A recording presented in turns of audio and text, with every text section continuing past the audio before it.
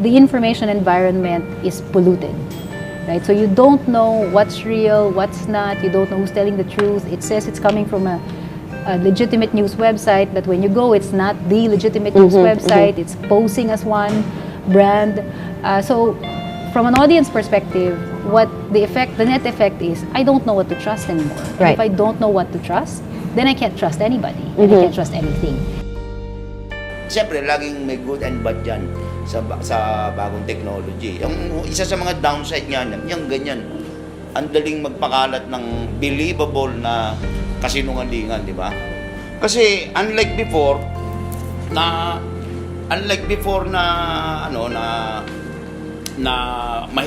mahirap mameke ng balita. Ngayon ang bilis eh.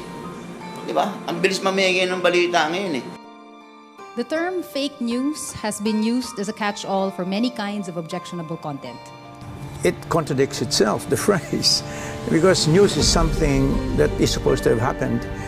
And what fake news is, I suppose, is an occurrence that did not occur. No surprise that I think fake news, as it's called, is a threat to democracy and something that we should all be on our toes to address. Ang tinutukoy yata ng marami dito sa fake news ay yung mga nilalabas sa internet na akala mo totoong balita. Ang itsura ng fake news ay parang katulad din ng mga ibang website na talagang pinapatakbo ng mga journalists.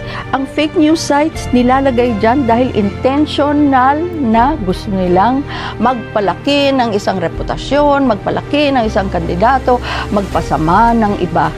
The bigger problem is not fake news per se, but the broken information ecosystem that is polluted by disinformation campaigns. False information is something that you establish to be false after, in many cases, some rigorous inquiry. And false information may be harmless or harmful or not too harmful.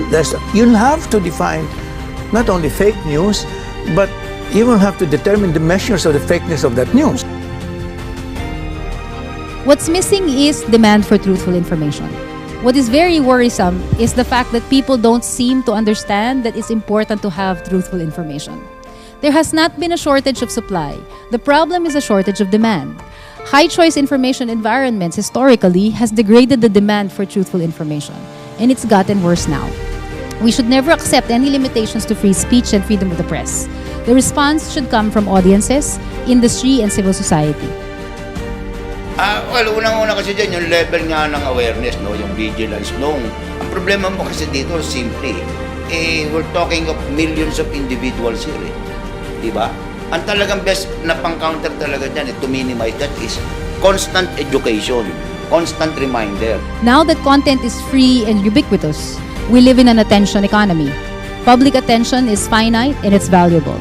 With a vast expansion of choice that floods our Facebook newsfeed, legitimate journalism is crowded out by everything else. The signal is drowned out by the noise.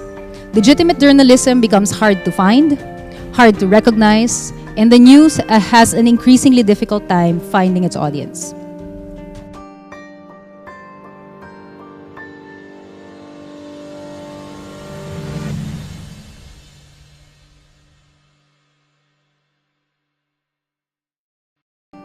With a lot of problems and issues such as misleading news, fake news, false information, media capture, and others, media is somehow always caught up, involved, or connected within the same condition or situation of these given issues. It is because of their given role they play in this information society. The challenge is in front of us, especially that it is concerned to future communicators. The solution now lies unto the people, and it is learning information literacy and media literacy.